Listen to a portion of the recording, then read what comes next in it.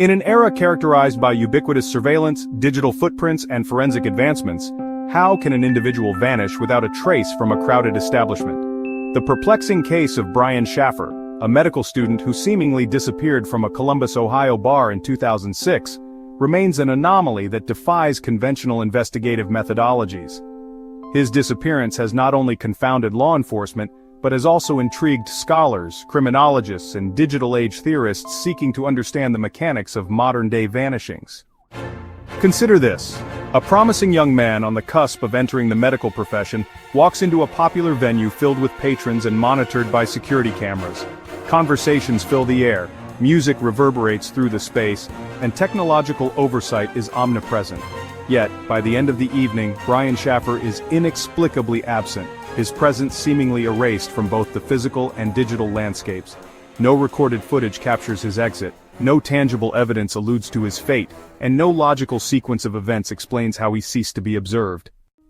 Brian Shaffer, a 27-year-old medical student at Ohio State University, was an intelligent, ambitious individual with a future poised for success. On the evening of March 31, 2006, he embarked on what was expected to be an ordinary night of socializing, commencing at the Ugly Tuna Saloona, a favored establishment among university students. Throughout the night, he was observed engaging in conversations, consuming alcoholic beverages, and partaking in the revelry of spring break. However, at approximately 1:55 a.m., security footage documented Brian speaking with two women outside the venue. Moments later, he was seen re-entering the bar's premises. From that point forward, there exists no verifiable record of his movements. Subsequent investigations have yielded no tangible evidence regarding his departure from the establishment. The bar, designed with a singular public entrance monitored by surveillance technology, provides no footage of Brian exiting. This incongruity has fueled extensive speculation. Did he access a concealed exit? Was he the victim of an orchestrated crime? Or, in an even more improbable scenario, did he voluntarily disappear, evading all forms of detection? Most missing person cases follow a discernible trajectory, establishing a sequence of events through security footage, transactional activity, communication records, or eyewitness accounts. The Shaffer case, however, presents an anomaly within forensic investigation, as it disrupts the expected paradigm of disappearance narratives. Despite exhaustive scrutiny of available evidence, no reliable indicators provide insight into his fate. Further compounding the mystery is the phenomenon surrounding Brian's mobile device. For several days post-disappearance, calls placed to his phone rang before reaching voicemail, suggesting a temporary operational status. Yet no outgoing communications were recorded, and no forensic evidence has surfaced to substantiate its location. His financial records remain unaltered, and no credible witnesses have reported seeing him since that fateful night. The persistence of this case as an unsolved enigma invites rigorous inquiry into its underlying factors. Was Brian a casualty of foul play, an unrecorded act of violence or abduction? Did he orchestrate his own disappearance, employing calculated measures to circumvent detection? Or does a yet-to-be-identified variable exist, challenging our understanding of forensic certainty? This analysis will deconstruct the intricacies of Brian Shaffer's disappearance, reconstructing the sequence of events leading up to his vanishing. We will critically examine the available security footage, scrutinize prevailing theories, and assess the fundamental gaps in investigative findings. Furthermore, we will explore the sociological and technological implications of a case that remains unresolved, despite the purported omnipresence of digital oversight. By the conclusion of this exploration, we aim to contextualize why Brian Shaffer's case persists as one of the most enigmatic disappearances of the contemporary era. However, the central question remains: will we ever uncover the truth behind what transpired that night? Let us engage in a methodical investigation. Brian Randall Shaffer was born on February 25, 1979 in Pickerington, Ohio, a suburban enclave of Columbus. Demonstrating early academic promise and an innate intellectual curiosity, Brian excelled in his studies at Pickerington High School, where he cultivated a reputation for both scholastic excellence and affability. His interest in medicine and the sciences propelled him toward a rigorous academic trajectory, culminating in his enrollment at Ohio State University as an undergraduate student. Upon completing his bachelor's degree, Brian advanced into OSU's College of Medicine, embarking on the demanding path of medical education. At the time of his disappearance, he was in his second year of medical school, a period characterized by intensive coursework, high-pressure clinical training, and significant professional expectations. Despite the challenges inherent to medical academia, Brian maintained an active social life, a fervent passion for music, particularly for the band Pearl Jam, and an engaging, charismatic demeanor. Brian was in a committed romantic relationship with Alexis Wagoner, a fellow medical student. Their relationship was widely regarded as affectionate and stable, with Alexis describing Brian as a devoted partner who exhibited no indications of discontentment or withdrawal. The couple had planned a vacation to Miami mere days after his disappearance, an excursion anticipated to provide respite from their arduous academic commitments. Beyond his medical pursuits, Brian harbored aspirations of integrating his scientific training with his artistic inclinations. He frequently spoke of balancing a career in medicine with creative endeavors, demonstrating an openness to unconventional professional trajectories. Friends and family characterized him as intellectually ambitious, adventurous, and socially adept, with an affinity for spontaneity that sometimes led him to explore unconventional experiences. Despite his promising future, Brian was experiencing profound personal adversity in the months leading up to his disappearance. In March 2006, only weeks prior, his mother, Renee Shaffer, succumbed to myelodysplastic syndrome, a rare and aggressive form of bone marrow cancer. Her passing represented a profound emotional loss, as Brian had shared an exceptionally close relationship with her and relied on her for emotional stability. While outwardly maintaining his characteristic sociability, those closest to him observed an undercurrent of grief that he grappled with privately. The intersection of personal bereavement, academic stressors, and the impending expectations of his medical career likely contributed to a state of emotional exhaustion. However, no direct indicators suggested that Brian was in crisis or contemplating self-imposed disappearance. To the contrary, his forthcoming trip with Alexis and his continued academic engagement suggested an individual navigating loss while maintaining a forward trajectory. On the evening of March 31st, Brian's decision to partake in a night of socialization was unremarkable. He had previously engaged in similar outings as a means of alleviating academic pressure. However, the convergence of circumstantial stressors, coupled with the events that unfolded that night, raises pivotal questions regarding his mental state and the factors contributing to his vanishing. Understanding Brian Shaffer's background is essential for situating his disappearance within a broader investigative and sociological framework. Was his vanishing an orchestrated act, indicative of voluntary escape? Did external forces beyond his control dictate his fate? Or does his case represent a paradigmatic instance of an individual disappearing within the gaps of forensic and technological surveillance? As we advance through this inquiry, these critical questions will guide our analysis. On the night of March 31st, 2006, leading into the early hours of April 1st, Brian Shaffer was last seen at the Ugly Tuna Saloona, a well-frequented bar in Columbus, Ohio. The venue, situated within the city's bustling university district, was known for its vibrant nightlife and close proximity to Ohio State University. Brian's evening commenced at approximately 9 p.m. when he met his friend and fellow medical student, William Clint Florence, for drinks. The pair began their night at the Arena District, a popular entertainment hub in Columbus, before proceeding to the Ugly Tuna Saloona. Throughout the night they engaged in bar hopping, visiting multiple establishments and consuming alcoholic beverages. At each location Brian was reported to be in high spirits, exhibiting no overt signs of distress or erratic behavior. By 1:15 a.m., Brian and Clint had returned to the Ugly Tuna Saloona, where they met up with Meredith Reed, another acquaintance, who offered them a ride back to the bar. Surveillance footage captures their arrival, with Brian visibly interacting with his companions. The trio continued drinking and mingling with other patrons inside the venue. At approximately 1:55 a.m., security cameras recorded Brian standing near the bar's entrance, engaged in conversation with two unidentified women. He appeared at ease, gesturing casually as he spoke. Moments later, he re-entered the venue. This marks the last confirmed sighting of Brian Shaffer. What followed is one of the most perplexing aspects of the case. Despite comprehensive analysis of the bar's surveillance footage, no video evidence exists of Brian exiting the establishment. The Ugly Tuna Saloon had a singular public entrance, monitored by cameras. Investigators scrutinized the footage meticulously, ensuring that no blind spots existed that could have concealed his departure. Yet, Brian is never seen leaving. This anomaly has led to various hypotheses, including the possibility that he exited through an alternative, unauthorized route. Some have suggested that he may have slipped out through a staff-only exit, or an emergency staircase leading to a construction zone at the rear of the building.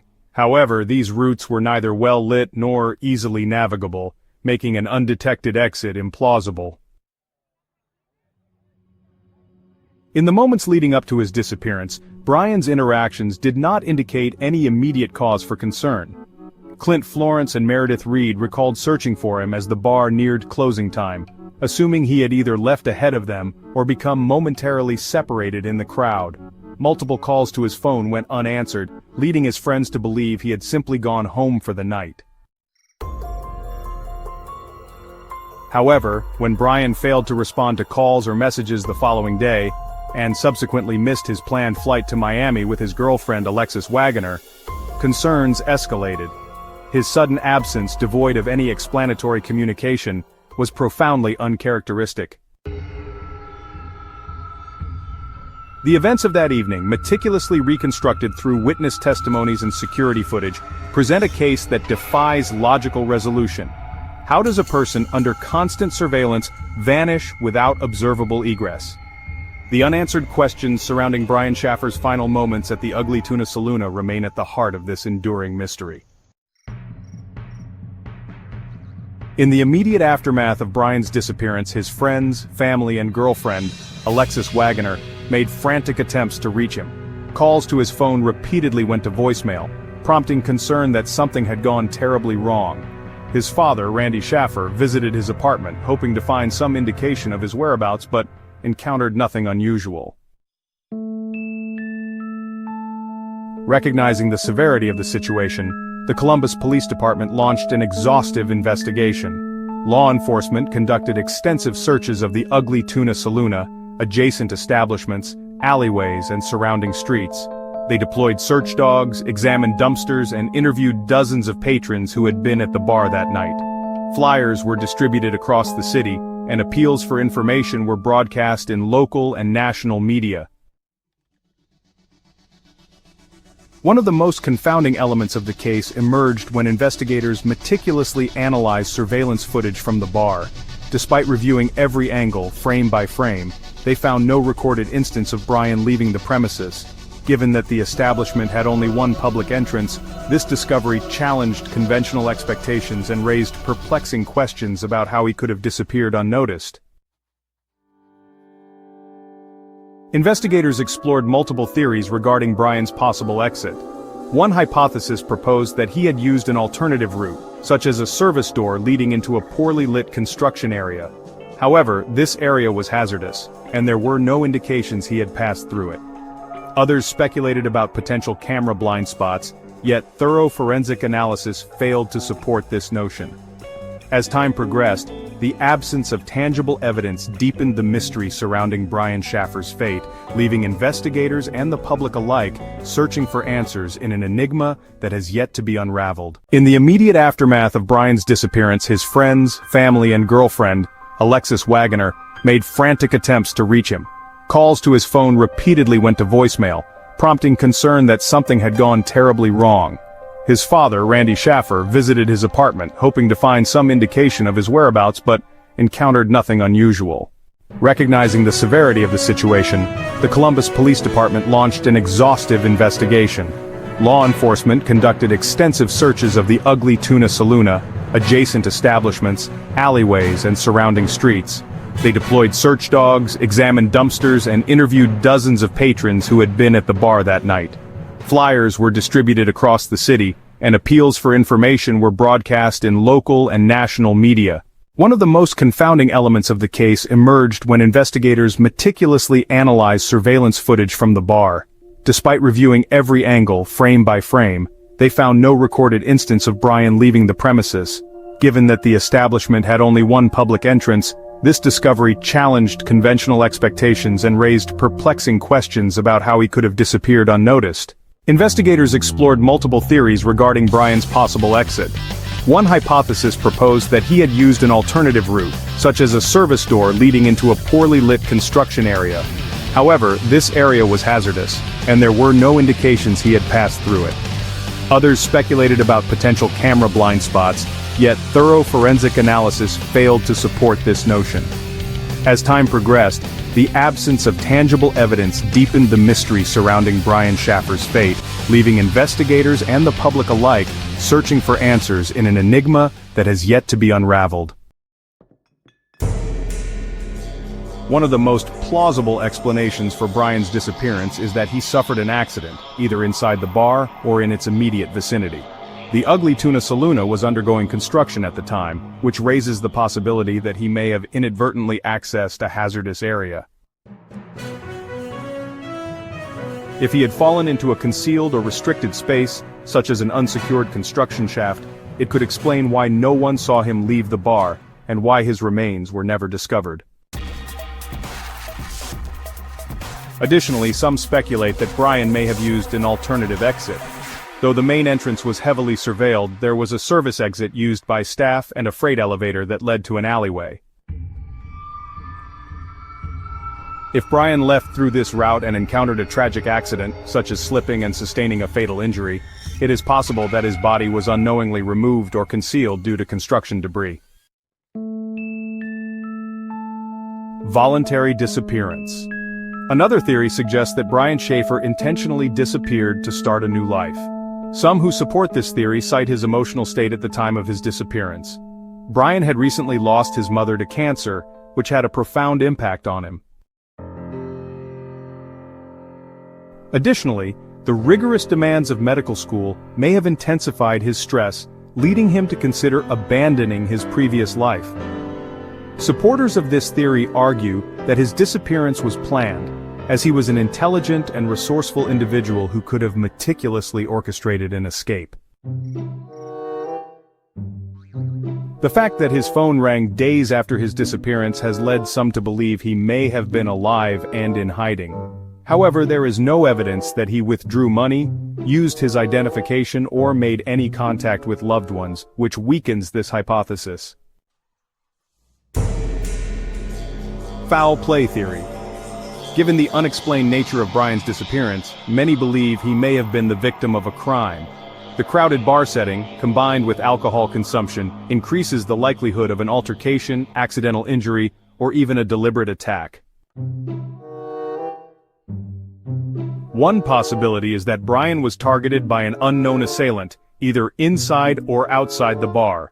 If a confrontation led to his injury or death, the perpetrator may have disposed of his body through a hidden exit or construction site.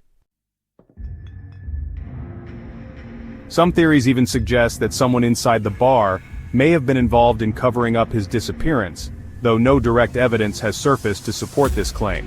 Additionally, Brian's friend Clint Florence's refusal to take a polygraph test has fueled speculation. While polygraph tests are not foolproof, some believe his reluctance indicates that he may know more about that night than he has disclosed. The smiley face killer theory. Some researchers and internet sleuths have proposed that Brian Shaffer's case may be connected to the so-called smiley face killer theory.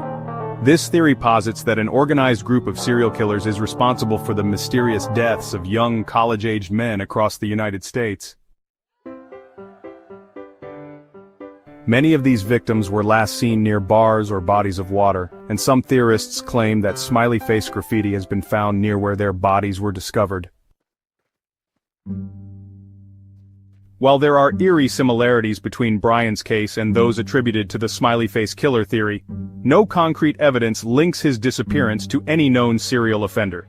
Additionally, there has been no body recovered, which makes it difficult to draw a direct connection between his case and the pattern of other alleged victims.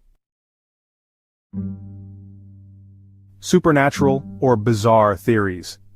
Given the seemingly impossible nature of Brian's disappearance, some have speculated that paranormal or highly unusual circumstances played a role. The fact that no footage shows him leaving the bar has led to theories that he somehow vanished into thin air or was the victim of an unknown phenomenon.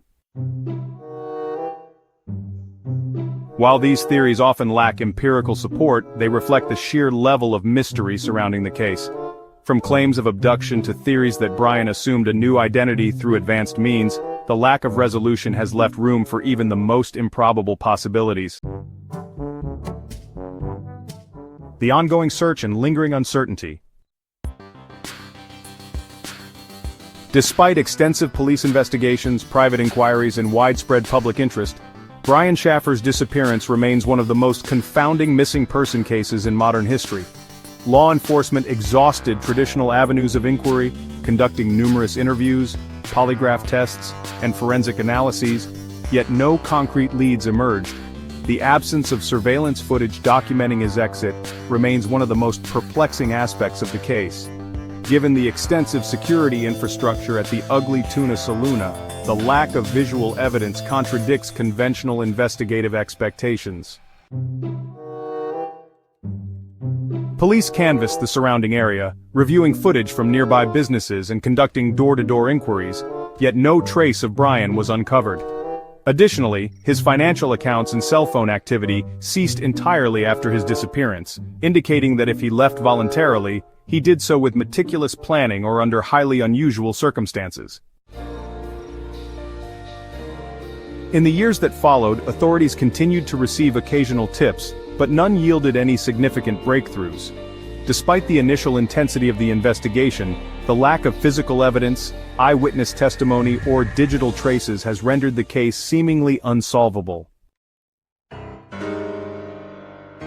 The tragic fate of Brian's father, a symbolic twist of fate. 2 years after Brian's disappearance, tragedy struck again. On September 14, 2008, Randy Shaffer, Brian's father, was killed when a severe storm caused a tree to fall on him outside his home. This devastating event not only deepened the family's sorrow but also extinguished a key figure in the ongoing search for answers.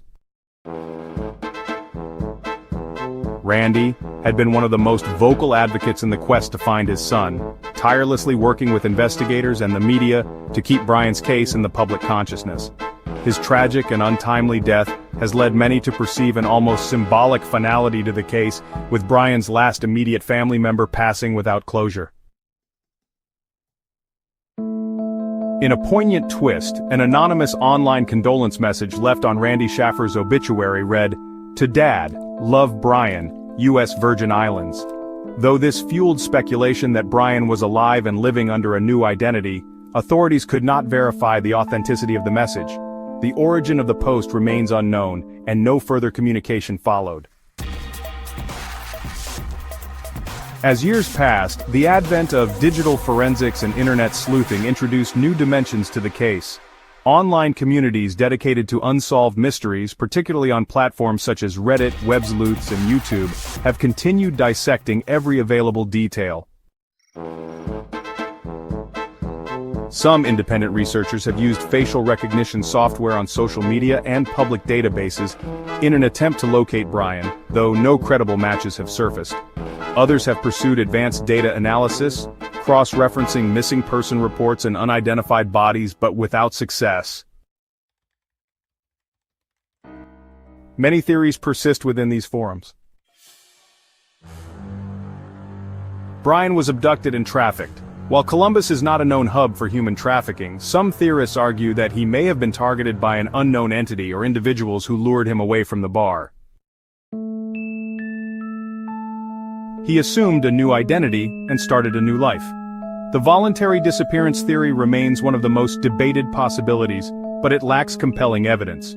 No verified financial transactions, social security usage, or employment records have been linked to him. The possibility of unidentified remains. Over the years, skeletal remains discovered across various locations in the United States have been tested against Brian's DNA, but none have been a match. Did authorities miss something? Theories of investigative oversights. Given the bizarre nature of the case, some theorists argue that law enforcement may have overlooked critical clues. Several key investigative questions remain unanswered. Did the bar have any unsecured or unmonitored exits? Some reports suggest that there may have been an employee exit or a service door leading to a restricted construction area that was never fully examined.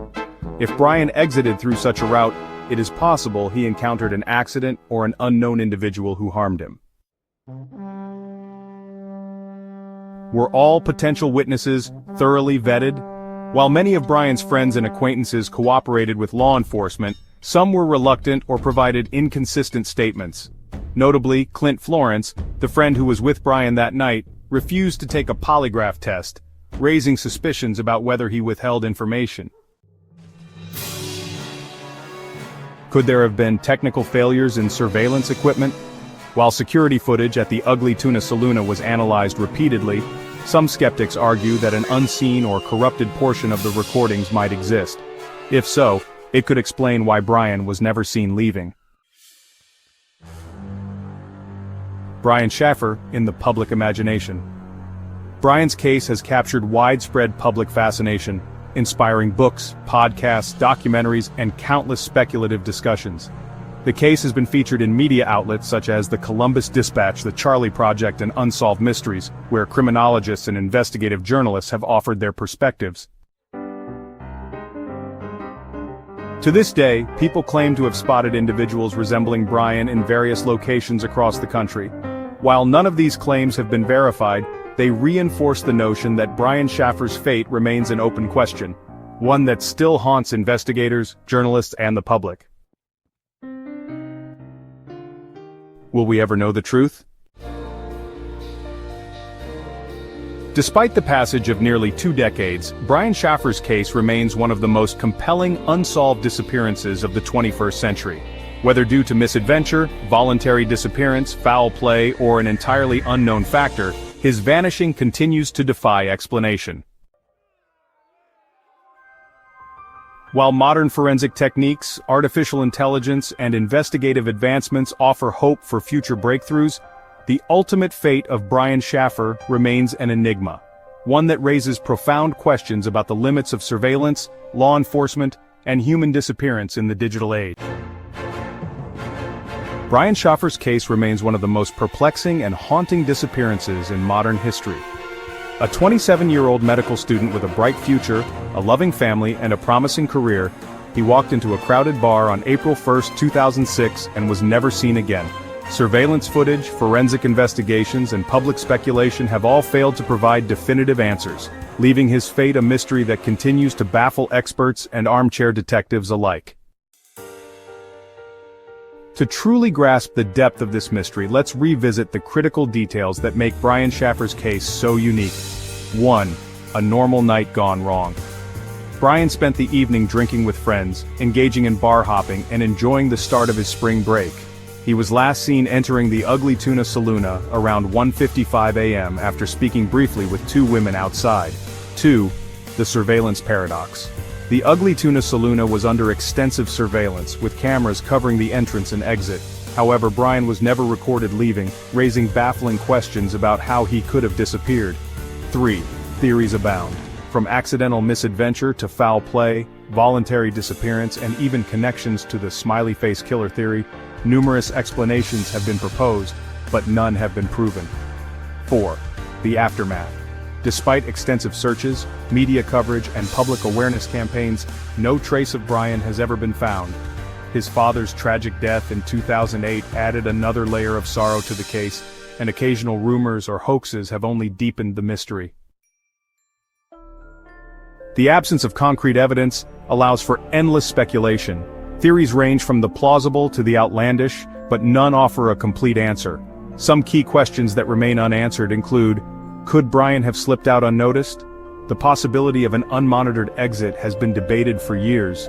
Was there a hidden or staff-only passage he used to leave the bar undetected?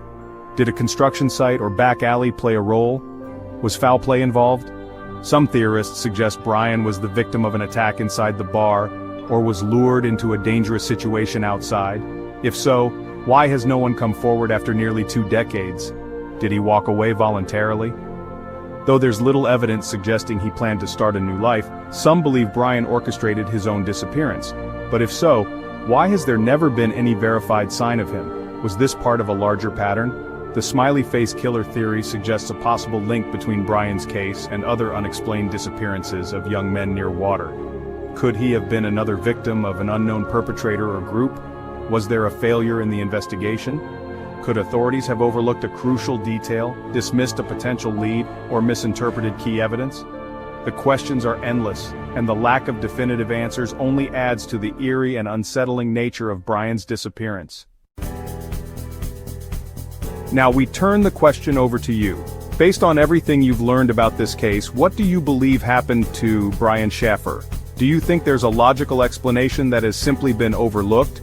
Or is this case destined to remain one of the great unsolved mysteries of our time? Leave your thoughts and theories in the comments below. Let's discuss and analyze this case together. If you found this case as fascinating and baffling as we did, make sure to like this video to help more people discover Brian Shaffer's story. Comment below with your theories or any similar cases you'd like us to cover. Subscribe to our channel for more deep dives into true crime mysteries, disappearances, and unsolved cases. The truth may still be out there, waiting to be uncovered. Until then, keep questioning, keep searching, and stay curious.